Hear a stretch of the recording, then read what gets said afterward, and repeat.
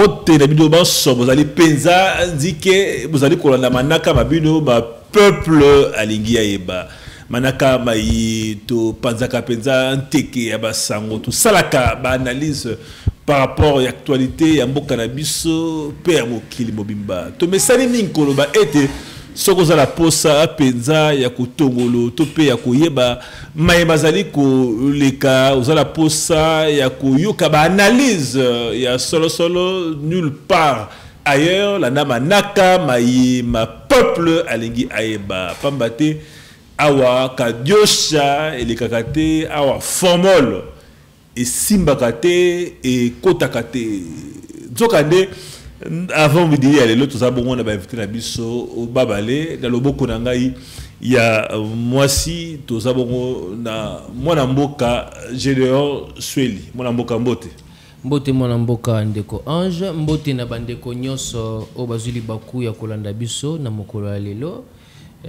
na ko rappeler te ma nyonso na koloba na émission peuple alinga ba nini lelo ezali maloba mangai te ezali maloba oyo population atiena kati ya monoko na ngai pona ya kobimisa na ba vérité na ba nyonso ba kotala biso to rappeler était mwana mboka Gédéon Sweli azali bongo na mouvement citoyen cri du peuple POAPI azali coordonnateur dans le boko na ngai ya mobile to za bongo na mwana mboka Bashu Busunu azali bongo cadre ya décidé parti cher ya Martin Fayulu Madidi mwana mboka Bashu Mbote le grand journaliste na CPL Makas plus c'est toute la première fois na participer na émission na yo et puis na moni vraiment placement ezaki toko et puis accueil vraiment ya bien tant na kotaki na ko pesa mbote na yo moko d'abord ndenge oyebi na ko inviter nga na émission na yo et puis na pesa mbote na ba kongomani nyonso ba ko ba pesingo oyo ba se sacrifier na ko telema liboso ya ba itando ike na bango pona tina ya kolanda biso et puis na pesa mbote na ba cadre nyonso ya SID CG de Vos Kitoko na pesa mbote na le président Eli Martin Fayulu et puis na ba kongomani nyonso na est na ouest nord sud oyo ba soutenaka SID pe ba soutenaka vérité et puis na ba congolais nyonso o bazali ba congolais conscient. Merci beaucoup mwana mboka Bashu Zokande tokozela bongo pe mwana mboka Dadou Mambengi ya UDPS mwana mboka Dadou Mambengi ya UDPS nanu asili kokomela biso te zali bongo invité na biso ya avant midi ya lelo elongo na bango toko fungola penza teke toko panza teke ya basango toko sala bongo ba analyse ya basango oyo nyonso ezali koleka ontei ekolo Congo pe na mokili mobimba nzokande mokolo molelo 6 avril ezali bongo journée fériée.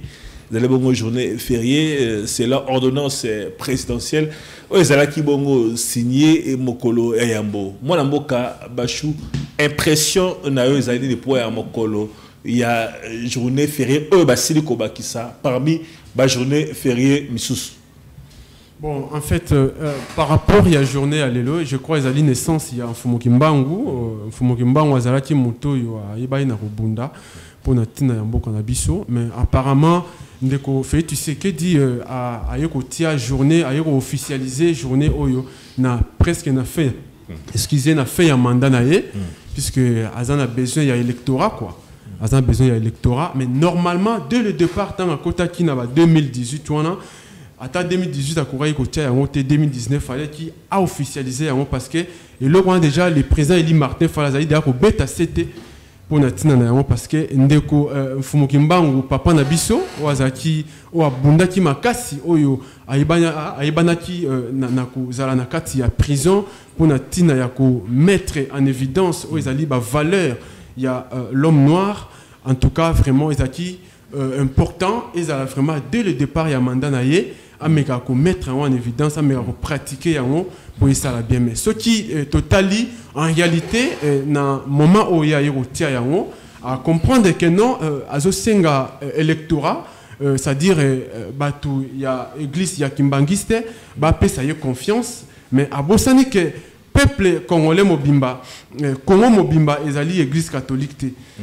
donc Congo mobimba ezali église Kimbangi c'était, si je peux dire, permettez-moi pour le qu'on a ibna koloba Congo mobimba ezali église catholique, ezali église Kimbangi c'était.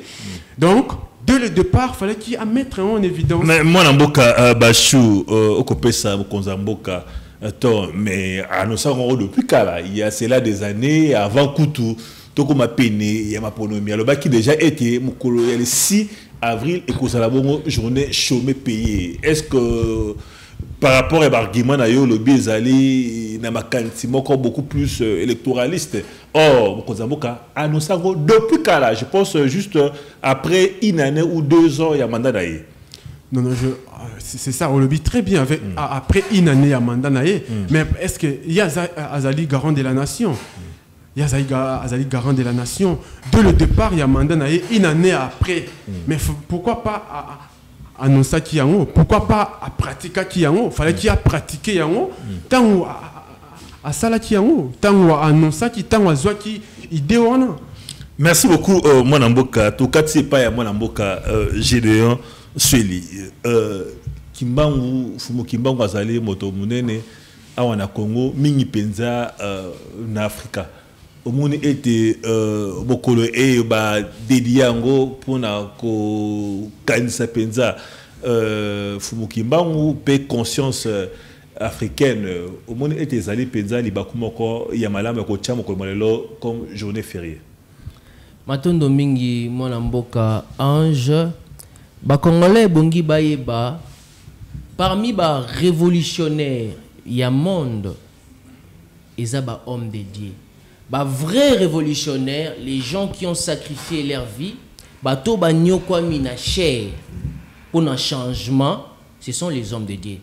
Alors ba Congolais bongi baeba ko capitaliser journée à le 6 avril où ezali férié pour la République démocratique du Congo ozali tozali ko célébrer liwa ya fumu Kimbangu pe komba o asala pour la libération ya mboka na biso République démocratique du Congo. Pambate ebongi oyeba biso les cris du peuple, nous croyons à ces combats car eza héritage oyo Kimbangu atikeli biso yangwana Lumumba s'aligné yangwana Papa Etienne a s'aligné. Contrairement à ce que nous voyons dans les politiciens misusu, contrairement à ce que nous voyons dans la population na biso, bazali kotala makamsu ndenge ezali kokende et ezali kokende mabe. Pour na koloba ete to remarquer volonté politique oyo monsieur Félix atalisi la population africaine pour na ko reconnaître combat ya Fumu Kimbangu. Du point de vue ya électoral pour na ko s'aligner na ndeko na ngai, monsieur Félix même si à honorer Kimbangu, les Kimbanguistes vont voter en 2023. Oh, on aime de le bien. Non, je vous dis la vérité, ils vont voter. Kimbanguistes bazala esenga bako sepela bako marché wana balobi mokonzambo kanzamba pambola yo. Esengo ezali pona ko reconnaître combat ya Kimbangu. Mais les cris du peuple, ezali insécurité si là, nzala si là. Population melama ya malamu batanga malamu nyonso wana na régime ya monsieur Félix ils ko démontrer l'incapacité nyonso insécurité plein de détournements nyonso ko simbate donc to capitaliser journée à Kimbangu le 6 enfin que to lité ne Kimbangu lité pona Congolais moindu akoma plus que mundele nde Kimbangu litingati mboka ezala mundele pe biso to capitaliser pona ko bengana régime ya mabe. C'est ça notre mission, il y a les cris du peuple pona ko bengana l'état moyini où ezali caractérisé na régime ya monsieur Félix Tshisekedi. Mais moi na mboka au mekebeta ba moké lobby insécurité ezali mais tout kota moké ma solo pe ya sécurité wana pe du moins attaque to konzima mokonzamboka te kasi volonté wana ezali pa mokonzamboka pa baté diplomatie ezali à marche ta Tolanda qui yango ba inventeur comme déjà ko se retirer pour ko tika penda espace na ba force régionale notamment ba force ougandaise ba force sud-soudanaise et pa wapi ba yokanaki na masolo basolaki na Angola na sima ya mikolo ekoya bapinga ba FARDC ba ko récupérer Bunagana moni était mokonzamboka ko tchama ele pour la sécurité. Moi, Mboka Ange, Nalobaka mettre fois la seule unique moyen de sauver un peuple ou de défendre un peuple, c'est les informer. Na yena émission na yo pour informer le peuple congolais que notre pays est en voie à balkanisation. J'accuse le régime en place de favoriser la balkanisation. Pourquoi? Je vais vous démontrer. Sur votre rétrospection, il y a arrêté ou ordonnance présidentielle. Mon a M. Félix, conformément à un dispositif constitutionnel qui stipule dans l'article 85, État ici été lorsque des circonstances gravantes menacent l'intégrité territoriale nationale, le président de la République peut déclarer l'état d'urgence. A déclaré qu'il état d'urgence dans l'Est de la République. Tout le pays, tout le peuple, ils ont voulu qu'il y ait écoute dans l'Est de Mboka.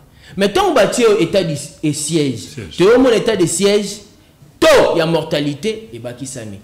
Il y a viol et bakisami. Au lieu les élites nationales, les députés nationaux, les vanda, batala, et l'on y a sala, pour kita, non. 21 000 $, et bakisami. Le président Martin Fayoulou avait dénoncé et d'autres politiciens ont dénoncé. Alors, il opération Sokola 1, opération Sokola 2, na Katia Est. Au lieu ici là, le régime de l'incapacité, l'incapacité à sécuriser le peuple, à protéger le peuple et l'air bien, toujours à l'échec. Nous, les cris du peuple, nous avons déploré. Si c'était la souka, l'on a été à Bakena, Luanda, Bafandi, Basolo pour la sécurité. Un-23, en fin de compte, parce qu'on s'est retiré. Yokana, il faut le babo solo. Pour FADC a remplacé Force Régionale. Olobaraboso une émission na oboa radio chana ko ba solo na ba imboka nyoso ba ko landa biso.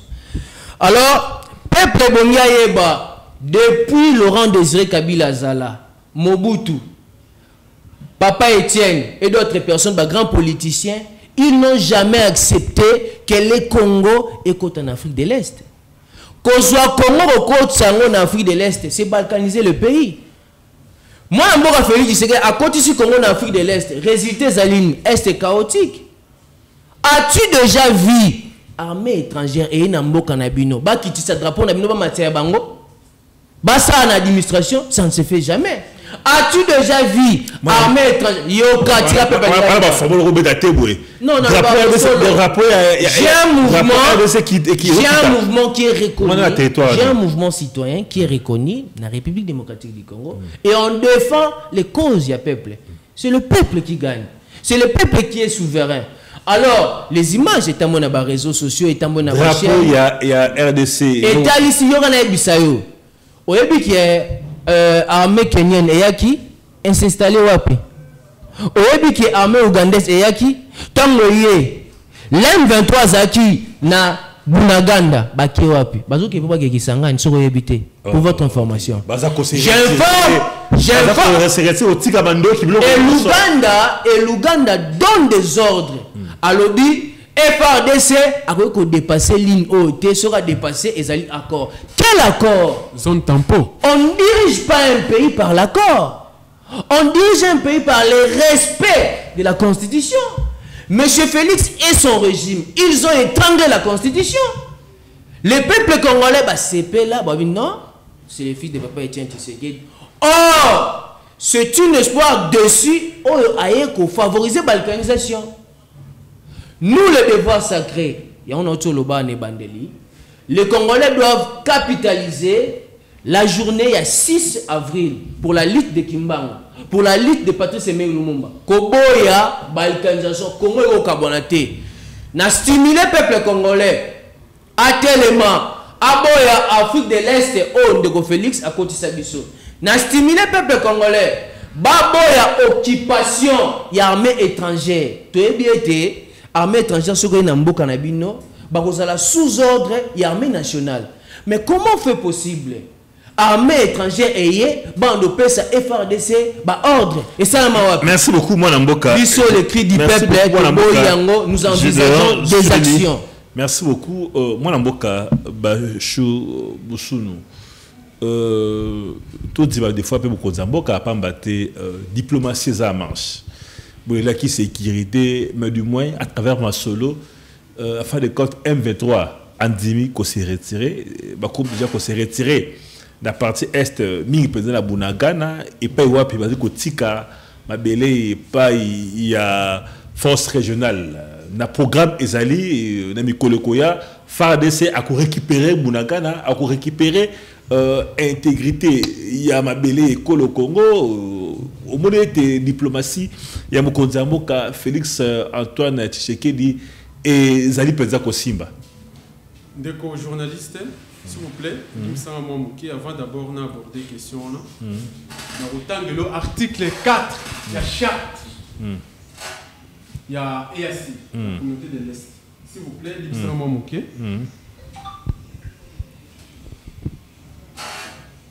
la communauté de l'Est a la capacité, virgule, à l'intérieur de chaque État membre, virgule, d'une personne morale avec succession perpétuelle et a le pouvoir d'acquérir, virgule, de détenir, virgule, de gérer et de céder des terres ou d'autres propriétés d'ester en justice et d'être poursuivi devant les tribunaux en son nom propre. À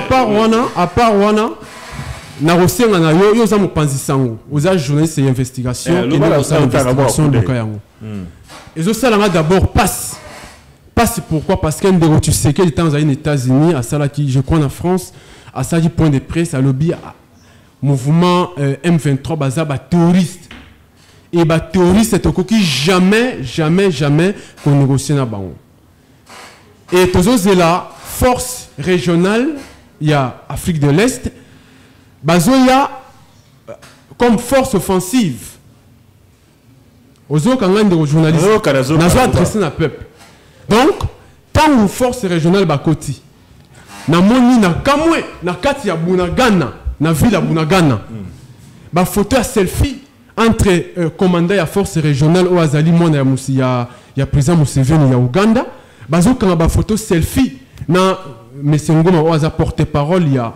il y a M23 et ko lekilanga makasi soki oyo mwana ya papa Etienne Tshisekedi soki oyo aza président congolais il y a 75% parce que na yebi que maman na bango azali sebako connaît baza bangolais et ko kamsanga indeko donc est-ce que aux alliés va la cyber pour tout monde ta en tête to bolika maman lettre balamu beti balamu oh tu vas beti la cyber est-ce que ça peut article 4 pa solo ya charte ya EAC ndeko nangai biso statut na biso na décidé za la mensonge te ah oh la monde va beti la cyber ba regarde photo biso na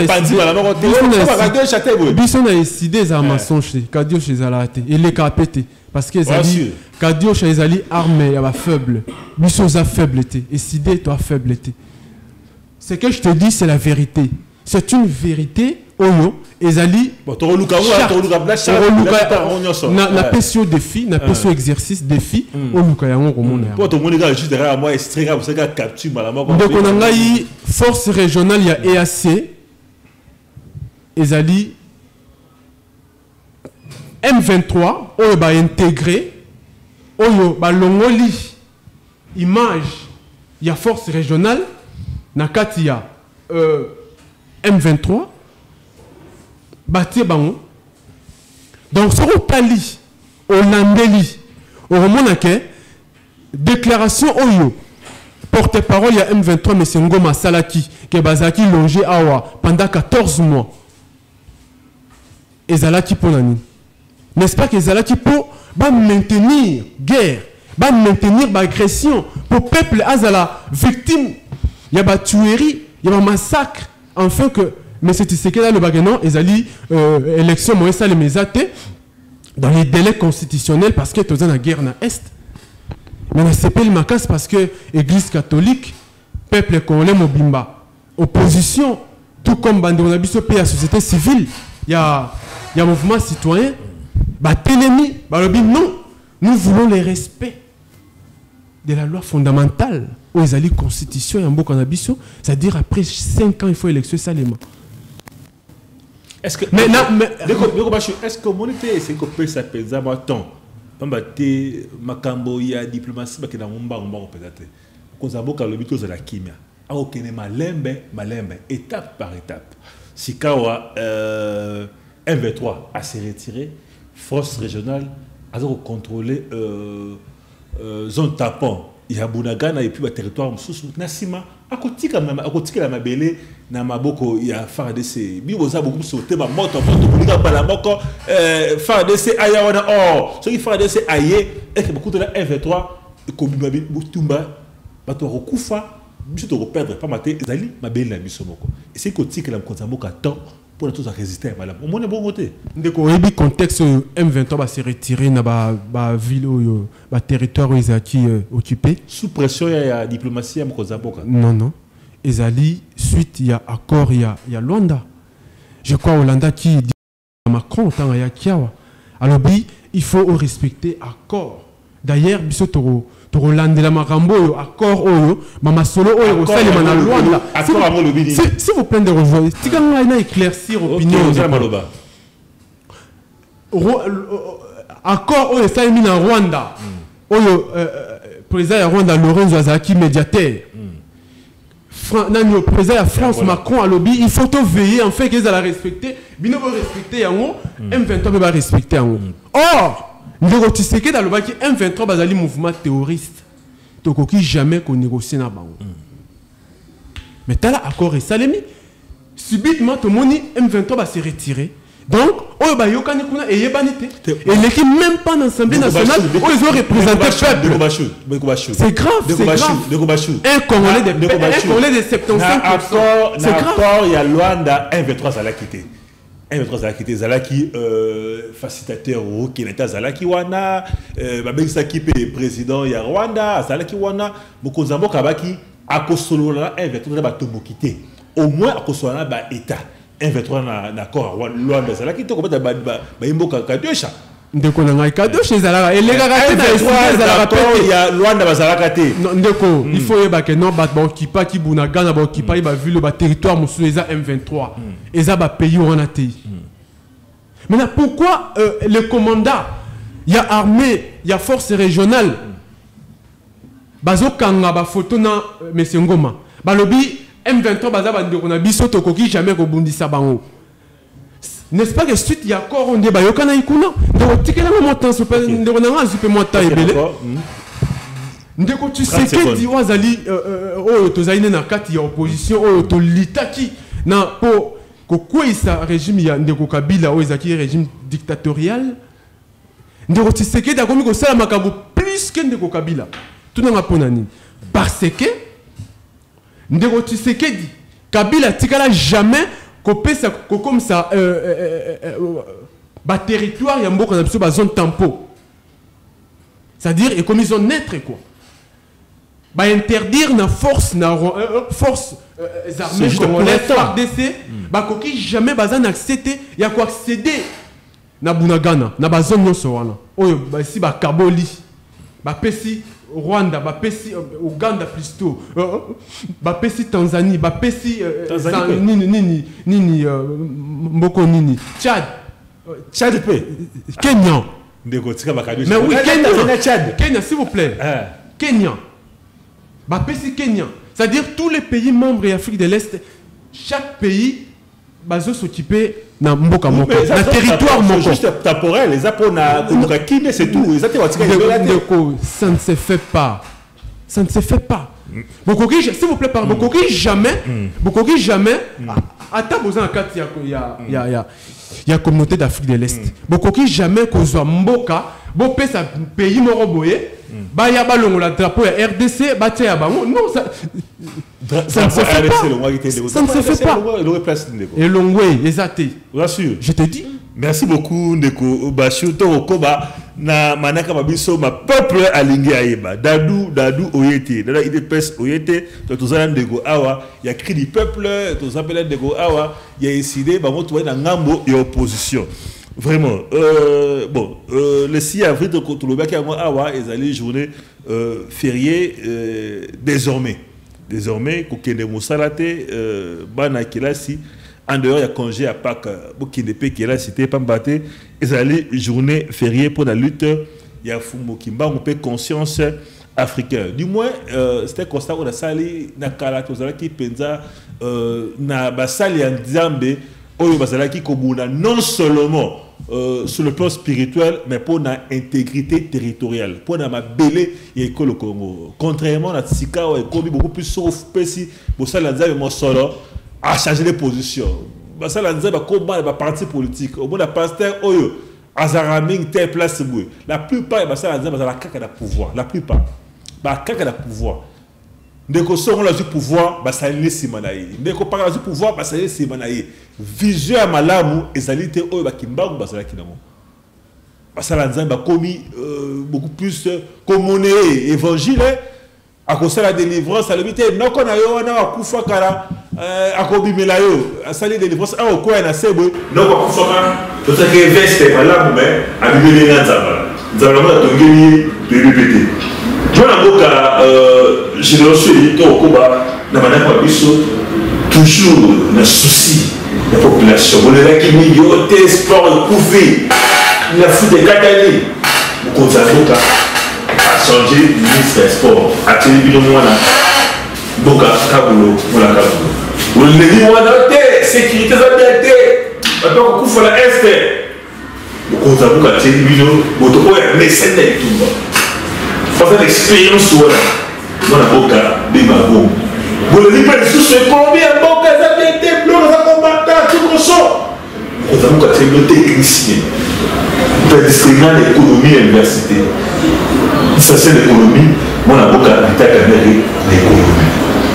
Est-ce que vous avez été, vous avez pesé la souci de la population, vu la bataille du gouvernement, il y a 100 balcons de deux.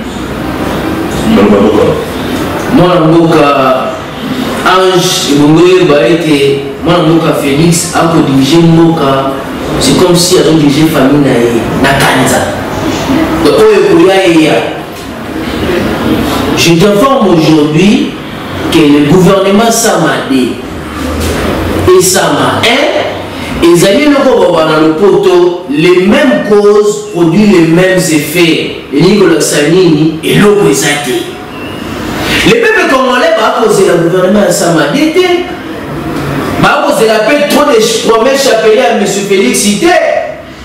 Les cris du peuple, ils allaient M. Félix avec le régime, avec son système, Balongwa. Une chose que vous devez rectifier.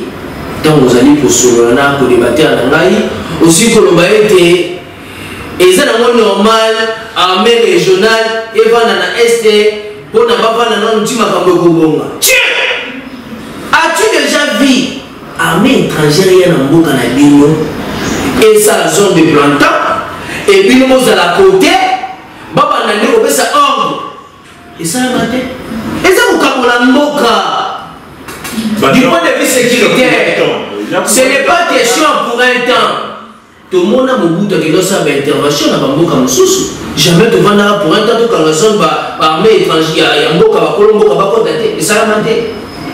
Tout le monde a Jean-Pierre Bemba, une rétrospection de mémoire. Tant à une intervention ailleurs. Est-ce que Bakana va vendre pour un temps? Armée nationale, et ça la maté. C'est balkaniser les pays silencieux.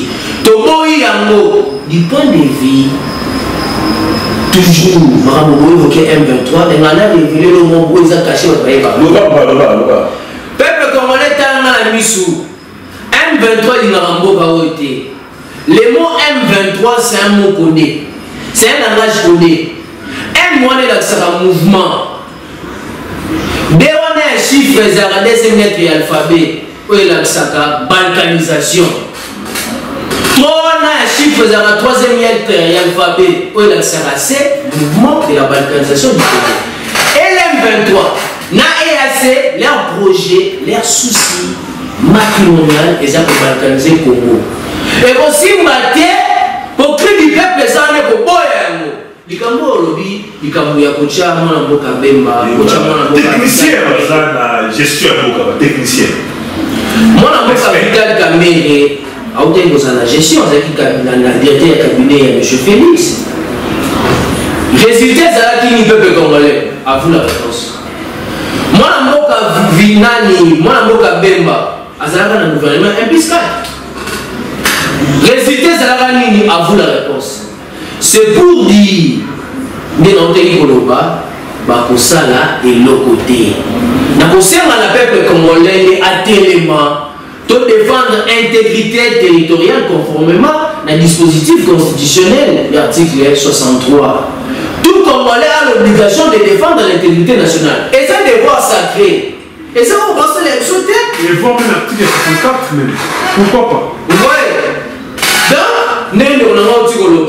quand nous appliquerons l'article 63, et après, nous allons appliquer l'article 64 pour la pouvoir, la mission population. Il y a un cri du peuple. Nana Saï, pour ma campagne, nous avons la population. Ma sport, les alikaka haine, ou te mamabé. Badija mboka na mte ya mabete. Badija mboka na ba compte à rendre te. Vous avez politisé le tout. Et puis depuis M. Félix a compté dans le pouvoir, nous sommes débat. Mais à jusqu'à tout est débat.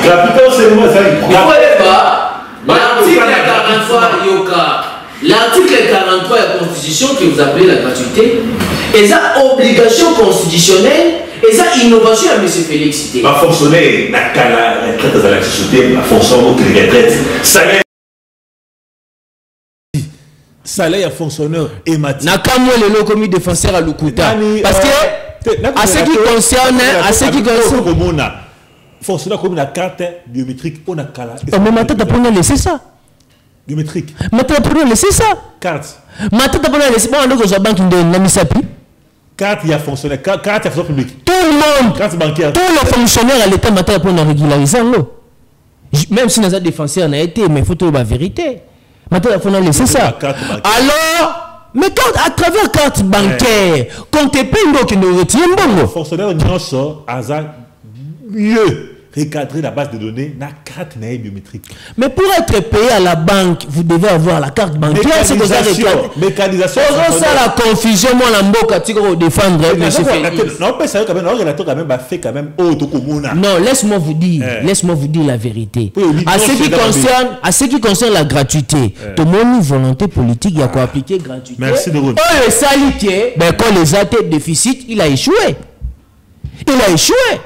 Il y a un comment M. Félix Atongi. Il a échoué. Il y a un hôpital M. Félix Atongi. Il a échoué. Maintenant, il y a un détournement pour l'école. Il y a un détournement pour 100 jours. Il y a un détournement pour le projet sur les genoux. Il y a un détournement avion au matin pour nous sommes 4 avions. On a 70 millions. Mais moi, comme M. Félix, on a 80 millions. Oui, les amis. Détournement tout amour au peuple. Ce n'est pas le régime du peuple d'abord. Pour dire clair au peuple congolais, face à la situation tous en ango, parce que nous sommes dans une situation où il y a crise sur crise. Crise politique, crise de légitimité. Le pouvoir de M. Félix est contesté partout. Population mon côté aligné pour hasard espoir dessus. Population mon côté. Mon côté aligné. Mais le cri du peuple est représenté population. On défend le peuple. Dans le bas il bande malobo na la population. Vote de sanction en 2023 animi. Colon la régime na M. Félix. Opposition marche besoin ceux qui une affaire il y a moins de 1000 personnes mais beaucoup ba que population mota lingi fati. Moi na mboka Bachou Osana Maloba, gouvernement ça m'a le code de D. Du moins, moi, je retouche et c'est les mythomonies, membre et surtout dans le secteur où Moussala et Salama Pesa Malamplate. Est-ce qu'on peut dire qu'il y a une volonté côté Mokonzamboka, il y a comme un peu comme Samakam? Premièrement, d'abord, dans le ministère de la Défense, parce qu'il y a un téso sécurisé l'intégrité territoriale et un bon cannabiso, pour qui m'a puisque tu coquille coliate, normal photos en Kenya. Moni même dans l'Indap. so il y a relié zate mais mutazo belate bozana kimia mais so il y a relié za et que mutazo bela mutazo lia faire zalate donc ndeko Tshisekedi ye moko d'abord aboya qui a bien au sala bitumba te maintenant até Jean-Pierre Mbemba pour salani pour Abunda puisque bien que Mbemba za ministre a repé sa instruction na chef état-major bien repé sa mécanisme naie expérience naie par rapport à ndenga azaki chef de guerre mais il moko d'abord azali chef suprême aboya lobi a sala bitumba te yebsanga Mbemba osani age bunda na ndenge naie tant il moko d'abord mais tu sais que dalingi ko sala bitumba na Rwanda te ndeko na ngai kotia ndeko Mbemba na ministère ya défense kotia ndeko Kamere na économie ils allaient juste à concevoir équipe na ya campagne tout n'a pourquoi parce que aziba pression libanda aziba pression na kati bien que projet na ya sala qui a glissement et simbité à mon nom na minute na commune na suka alors il faut na même moto azaki moyibi oyo na kizaki moyibi oyo procès les cas qui a na télévision ba condamné après bambo à 100 jours si c'est 65 millions 64 après, millions jusque là ils ont raté abi na tayeka wana po abundelanga na Kivu na Goma na Nord Kivu na Nord Kivu si je pense pas na Nord Kivu na tia Jean-Pierre Mbemba wana bien que azaki na ba doute ko China défense pour azaki na mo bobangi moké à l'époque na début temps de Mbemba kendaki abi na za choix de fona tia de Mbemba zala wana pourvu que électorat na Grand Équateur ils allaient rassurer mais ndeko tu sais que diazo bossanake et loko eko mettre ya ne car ils allaient bilanai ils allaient ram oya imposa qui na peuple congolais oyo peut-être ya bossani mais biso peuple la bossani d'abord avant na yawa bana carte ba epsingai mwana mboka bashu tant ozoki wana lobela makambo ram passer jusque là ba restituer mboko na bisoté oyo koko na ngai asile na kokufa na mboka parce que asala ki 500 km pour que 50 unités abenga mwana ye na kisasa watindele mbonga soma bakisi akufa oyo bandeko ebele oyo atie moi 20 unités na ye na kati ya téléphone pour abenga ramazwa yango mais c'est Tshisekedi azwa pourquoi parce que ezalaki eloko ezalaki planifié parce que pouvoir na bango ezewutaki na peuple te faut ba coincer bango il faut ba nyokola bango osomona donc koya ya bandeko wana pona na moni yango ezali vraiment eloko te et surtout to tikali na une année to tikali na 7 mois je crois 6 mois puis c'est en avril to tikali na 6 mois merci beaucoup donc ezali vraiment ezali eloko morote là d'ici vraiment merci beaucoup mon mboka Bachou.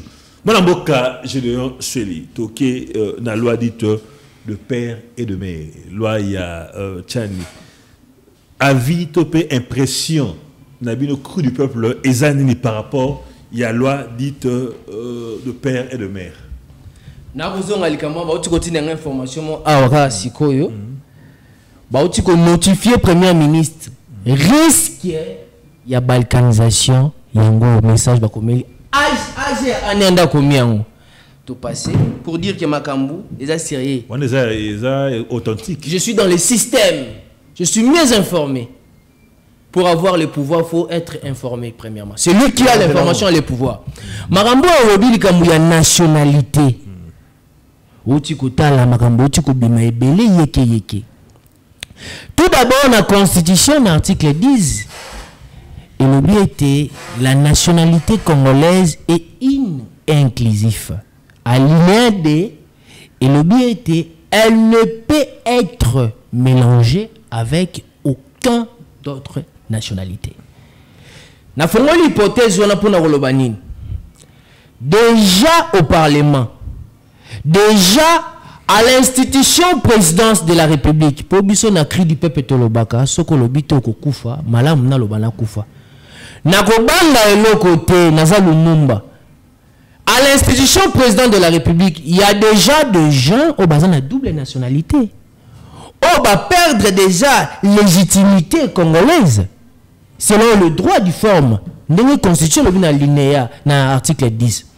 Mais oye na loi Tchani, sa proposition au député national, Ntini Pouwa Zagomema. Il y a des députés, il y a des autorités au basé en double nationalité. Oh, bango basa discours pour plaire aux gens, pour dire en un mot la loi Tchani est aussi mbaté et écolekate. Pourquoi? Tant on va salir constitution na Sun City 2001 pour les promulguer 2006. Batala qui concept wana nyonso ya likambo etali du nationalisme. Impact nango ezali nini? Flamme de feu nango ezali nini? Aujourd'hui, comme basoda obaye zone de planton obaye wana na est, vous êtes sûr ba kovanda ba robotsa bando na biso basité et bando na biso na ba kotika bana bazemi pour on favoriser bango ba te ezana nga printemps ba kokende ba kotika bana bazemi to ba ke baza ba congolais te baza ba congolais te bana droite baza na ba institution mboka et c'est un sens te. La loi en question brise notre pacte républicain. Loi n'est pas pour discriminer d'autres personnes, car la Constitution interdit la discrimination d'autres personnes. Loi n'a écolekate pour mboka ekopela na moto. Faisons des choses aux alliés importants pour l'intérêt de la population, pour l'intérêt du peuple congolais. Tout ça la makambouté pour nous séparer ça individu. J'accuse aujourd'hui Monsieur Tchani et Monsieur le député national Tini Pouboulou veulent favoriser ou flatter M. Félix sur la loi. Il y a une loi qui rapporte au peuple congolais. Nous avons l'insécurité dans l'Est. Nous avons aussi ce détournement à régime. Nous avons aussi ce maboulou dans la prince. Nous avons trouvé solution pour le battre. Merci beaucoup, mon amboka, je l'ai ensuite. Mon amboka Bachou. Loi dite Tchani, balobi kaka pour la institution présidence de la République. Député par Zalanayo Demi Dakar, mais pour l'institution président de la République, le coup les Alaki paye Nakala, Natango ya Bekoli Kondi ya Zahir pe, et pour si madame était mouton dirigé Kol Congo et Sengela Sala d'origine, papa naïe, maman naïe basala ba congolais. Au monde était zali malam mouté, pambate risque ezali eki, ce qui est que papa naïe zali rwandais. Maman congolais et que Rwanda azali ko bunda na RDC risque zali ya kotika une partie ma belé ya RDC au détriment topé na faveur ya Rwanda. Est-ce que tu ne penses pas que loi d'autre part est zappé malin? Ndeko journaliste moni absiti visa chaîne ezotalema partout hein. Tant que Zoya vraiment il faut aborder la question moro izali vraiment la question où il y a expansion na katambo kana biso moni loi ya ndeko Tchani izali loi moro séparatiste. Là je te dis eza loi moko séparatiste. Soro tali lelo bonaga nekei ba territoire mosusu ekei mutameme onan. N'est-ce pas monsieur Tshisekedi? Oh, tous le bazar 100% de pères et de mères, mais en réalité, Azali 75%. N'est-ce pas? Azali 100%, papa n'a dit Tshisekedi, maman n'a dit maman Marthe. Mais vu la Bounaga, on a Azali cédé. Bah cédé, on a ba force régionale. Bah comme que c'est noté. Bah c'est là où on déco. Bah c'est là noté. Bah cédé yango. T'es na noté. Balobi. Mais congolais, c'est ça. Non, malembe. Et comme ils ont tampon, ils ont et à ces qui wana azawana po ya ko accompagner 1v3 abima. Nasima et ça kotika mabele. De rejoindre c'est obi à part que vous à la journaliste. À part que vous à la journaliste, tu dois savoir que non vous êtes un citoyen congolais. Des pères et des mères. Très bien. Vous devez normalement avoir l'amour de la patrie. Justement, l'amour, voilà.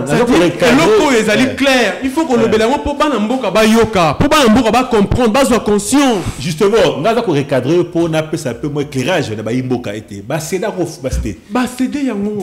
Nam ni toi ezali na maboko on a besoin parce que ils ont le pouvoir politique. Pouvoir militaire et ça sous un accès n'est-ce pas la seule on a été mais koya et faire de ça pour récupérer jusqu'à quand jusqu'à quand président Museveni azoloba ke armée force régionale rolonga na ba territoire wana timukolo oyo RDC barozwa armée à Makassi na la police à Makassi. Ça c'est une humiliation pour la République. Même Kabila Oto Akiza, Oto Bunda, Oto Zoka. Atikala ko sali loko wanati. Ndeko Tshisekedi da sali yango. C'est grave mon cher. Ndeko journaliste, c'est grave, je vous dis. C'est grave. Vous proposez quoi exactement? Et le retour proposer ça qu'il faut tout ça la guerre. Tu sais quoi? Même des tout ça bonan de ronangai dans un co débattre en face. Ceux qui a manqué un respect à tout moment na kota la e. Ceux qui lobby ngai na télé na l'accès na yepsi ndeko. Tu sais que naza mukolo na beti est-ce aoya les respect au kota mba moko. Tous autres proposer photo ça la guerre na Rwanda. Macron tanga yaki alobi les autres dépendent na bino. Macron alobi yango. Alobi la République démocratique était incapable de restaurer l'armée depuis 1900 jusqu'en aujourd'hui. Donc même tu sais que Diazo pourra même pour restaurer l'armée des à la forte. Même la police est à la forte. Rien jusqu'à là. Quand il y a un pouvoir, ils ont pouvoir, ils ont sens et responsabilité. C'est-à-dire qu'il faut qu'ils aient une stratégie, il faut qu'ils aient une diplomatie profonde. Oyo, pour